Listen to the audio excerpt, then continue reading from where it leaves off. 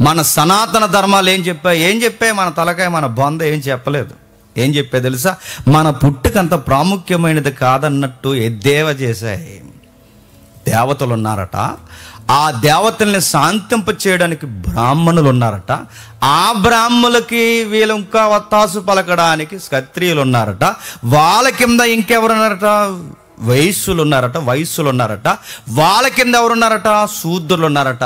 మరి మిగిలిన వాళ్ళు ఎవరట? ఇంక ఇలా బురద జాతి లెక్కల్లోనే లేరట. ఈ అప్ అండ్ డౌన్స్ ఎందుకు చెప్తున్నారు? బాగా వినండి.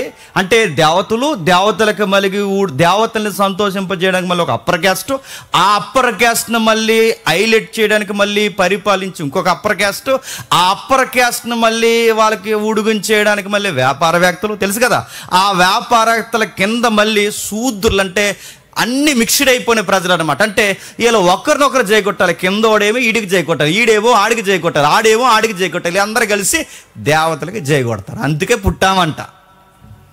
ఇంకా మన పుట్టికంత సీరియస్ ఏం కదంటే కాదు. మీరు మాకు ఊడిగం చేయండి, మేము పైనోడికి ఊడిగం చేస్తాం, ఆడు పైనోడికి ఊడిగం చేస్తారు, వీళ్ళందరూ కలిసి ఇంకా పైన ఉన్నారు, అది దేవతల సమూహం, ఆ దేవతలకు మనం ఊడిగం చేస్తాం అన్నారు. చూసారు, ఇదే చెప్పారండి. ఏ గ్రంథాలకు పొండి, ఎక్కడికి పొండి, ఇవే మాట్లాడాయి. మానవ పుట్టుకంత సీరియస్గా ఏం మాట్లాడలేదు. మానవ పుట్టుకను గురించి అంత